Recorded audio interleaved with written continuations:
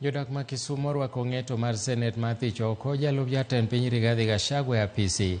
Moko kuomgi kata kamano wacho ni owinjore othiche oko en kod jatend piny William Ruto mana kaka ne gidwaro e kinde mane ikawo pachgi.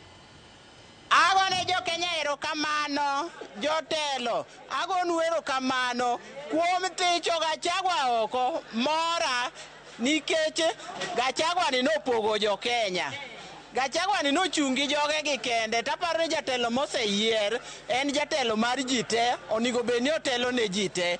Mar ariyo, ma puonj ne jotelo te, king'eni ne wayieri to kitinwa mowinjore yiero jomitiyo negi, imbe inie yo.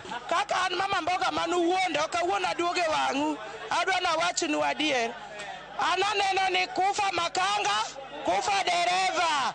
Tiende natemo wacho niya, Gachagua osenyono oko, Ruto akwayo gi ng'uono, kom no aneno kendo kori wuogi. Gachagua ka yweyo dala, erokamano oyawo wang'u, omiyo wang'e ni kare sirikal iyiero ji based on your shares manyocha wakia. Wan wang'e ni wapango line to wago kura, kare gini iyiero ji on shares. Koro wang'e nyaka sani, wan kaka jo Kenyans man piny, wang'e ni kaka wan piny ni ok wanyadhi malo nikech waonge shares mwanya donjo godo e government. Koro Gachagua, as you relax at home, ya wang'wa wang'e gik matimore e government mondo Ruto be oluwi udhiyo.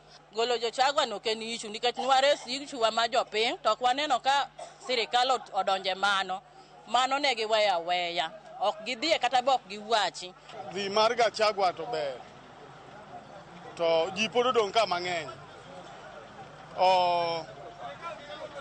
Tamor gi Senate oting'o joma riek. Joge Gachagua nyo dwaro ring Gachagua in kendo, but jogi nene maber, omiyo ayie kod Senate.